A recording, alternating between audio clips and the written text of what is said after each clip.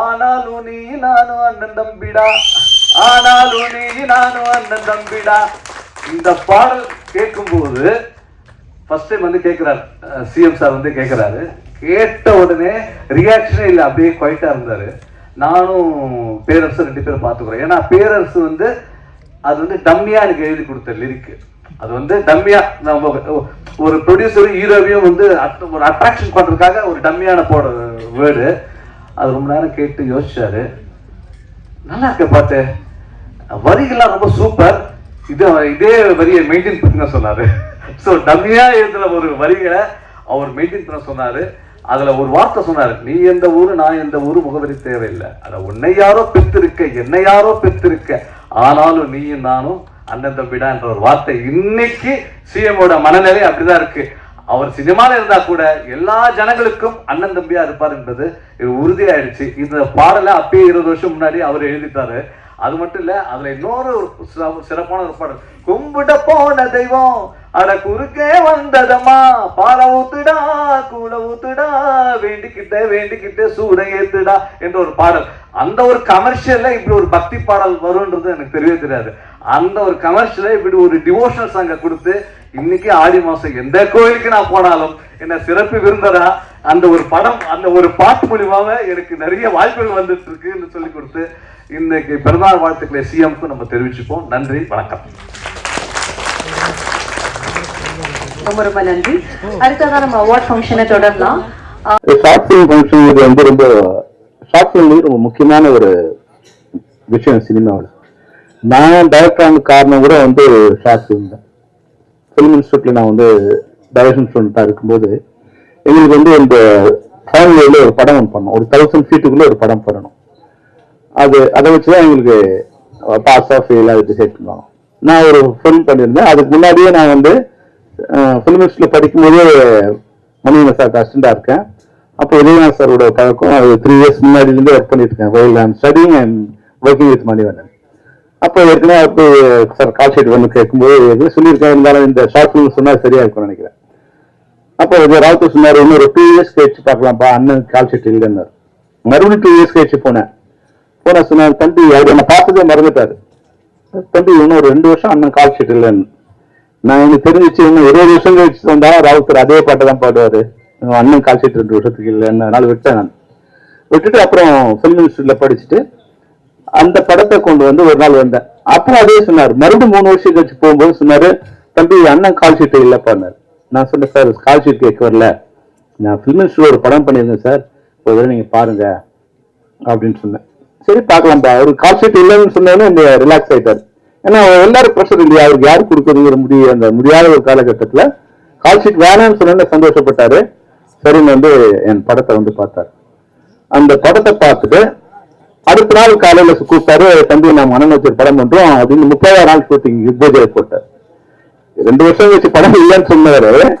படத்தை பார்த்து 30ஆவது நாள் நான் வந்து இதயம் சார் வச்சு படம் பூஜை ஸ்டார்ட் பண்ணிட்டேன். அப்போ இந்த ஷார்ட் பிலிம்ங்கிறது வந்து என்ன ஒரு முக்கியமான விஷயம்னா, நம்மளோட திறமைய உலகத்துக்கு காமிக்கிறதுக்கு ஒரு சின்ன செலவுல ஒரு படம் பண்ணணும். அப்புறம் ஷார்ட் பிலிம் பண்ணும்போது பண்றவங்க எல்லாரும் வந்து ஒன்னு நினைவில் வச்சுன்னா, ஷார்ட் பிலிம்ங்கிறது ஒரு விஷயம் இல்லை. ஒரு திரைப்படம் 3 விஷயமான ஒரு கண்டென்ட் இருக்கு. ஒரு திரைப்படம், ஒரு ஷார்ட் பிலிம், ஒரு ஆட் பிலிம் பண்ணலாம்.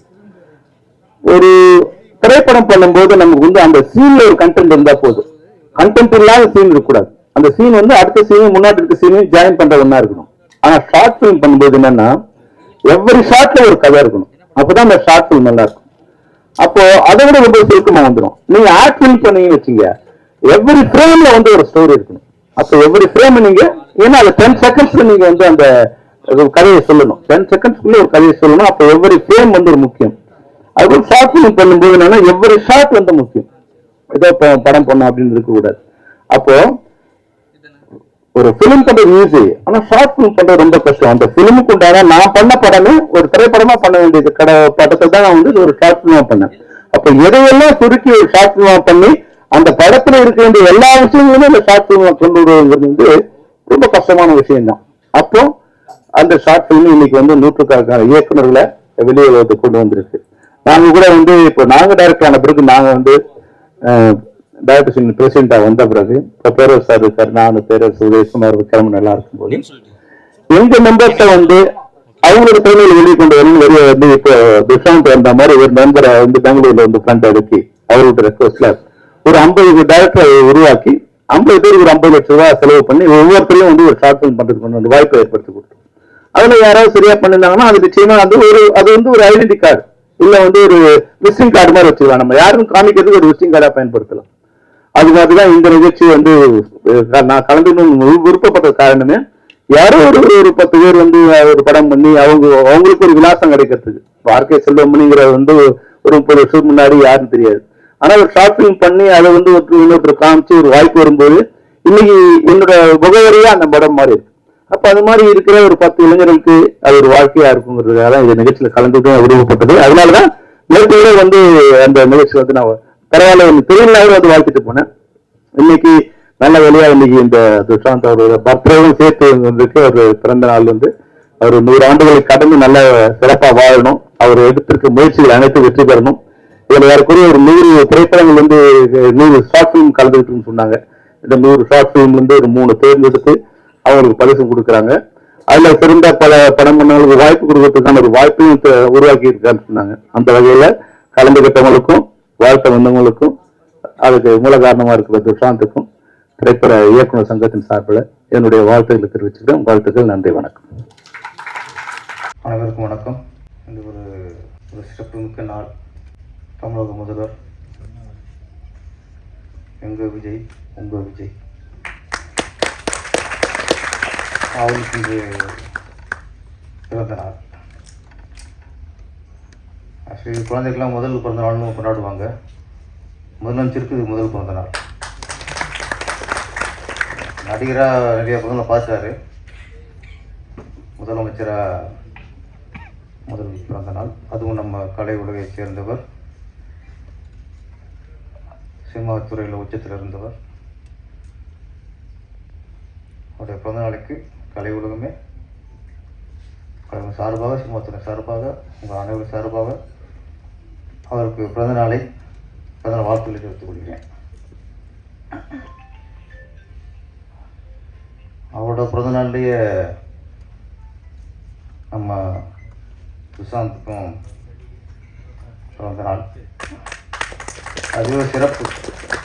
ஆமாம், ஒரு பெரிய ஆளோட பிறந்த நாள் நம்மளும் பிறந்திருக்கோம்ல, அது ஒரு சிறப்பு. விஜய் சாரை பொறுத்த வரைக்கும் அவரோட கதை சொல்லி ஓகே ஆனதுக்கப்புறம் கால் ஷீட் கேட்கும்போது 3 கண்டிஷன் போடுவார். 1, சண்டே ஷூட்டிங் வைக்கக்கூடாது. 2, டேயில் 6 மணிக்கு மேலே ஷூட்டிங் வைக்கக்கூடாது. ஒரு நைட் ஷூட்டிங் இருந்தால் நீங்கள் மறுநாள் பகல் வைக்கக்கூடாது. பகல் இல்லை நைட் ஏதோ ஒன்று தான். 3வது கண்டிஷன் போடுவார். அதுதான் இன்றைக்கி அவர் சிஎம் உட்கார வச்சதுக்கான காரணம். என்னோட பிறந்தநாள் அன்னைக்கு ஷூட்டிங் வைக்காது. நம்ம அப்புறம் அப்போ நினச்சேன், நம்மளாம் எங்கே ஞாயிறும் பார்க்குறதில்ல, திங்களும் பார்க்குறதில்ல, பிறந்த நாள் எதுவும் பார்க்குறதில்ல, பிறந்த நாள் அன்னைக்கு ஷூட்டிங் வேணாங்கிறாரு அப்படின்னா அப்போ ரீசன் சொன்னார். ஒவ்வொரு பிறந்த நாளுக்கும் அவ்வளோ ரசிகர் சந்திப்பார். ஏன்னா அவரை பொறுத்த வரைக்கும் எனக்கு லைஃப் கொடுத்தவங்க, வாழ்க்கை கொடுத்தவங்க, என்னை இந்த அளவுக்கு உயர்ந்து உட்கார வச்சவங்க என் ரசிகர்கள். அப்போ என்னோட பிறந்த நாளைக்கு அவங்க ரசிகர்கள் ஃபுல் டே பார்ப்பேன். அன்னைக்கு ஷூட்டிங் வைக்காது. அந்த நிகழ்வு தான் ஒரு வருஷத்தில் ஒவ்வொரு பிறந்த நாளையும் ரசிகர்களை பார்த்துக்கிறது. அந்த அன்பு தான் இன்றைக்கி அவரை சிம்மாசனத்தில் உட்கார வச்சிருக்கு. அப்புறம் உங்களுக்காக சொல்கிறது தான், அவர் பிறந்த ஹாஸ்பிட்டலுக்கு போவார் காலையில் ஃபஸ்ட்டு போயிட்டு அவர் பிறந்த ஹாஸ்பிட்டலில் அன்னைக்கு எந்தெந்த குழந்தை பிறந்திருக்கோ அத்தனை குழந்தைக்கும் மோதிரம் போடுவார். இன்னைக்கு அவரோட பிறந்த நாளில் இவர் பிறந்திருக்காரு. உங்களுக்கு இன்னைக்கு மோதிரம் கிடைச்ச மாதிரி தான். என்ன கிடைச்ச மாதிரி நீங்கள் சந்தோஷப்பட்டுருங்க. இந்த நிகழ்வு அது மோதிரம் தான்.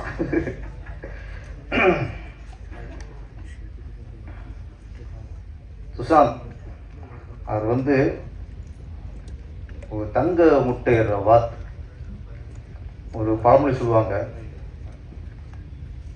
தங்க முட்டையிற வாத்து வைத்து அறுத்து கதையும்பாங்க. அது இங்கே நடந்துடக்கூடாது. ஆனால் அவர் உஷாராக தான் இருக்காரு, அது நடக்காது, வேற விஷயம். கிட்ட கத்து நெருங்கிட முடியாது. ஒரு இயக்குனரா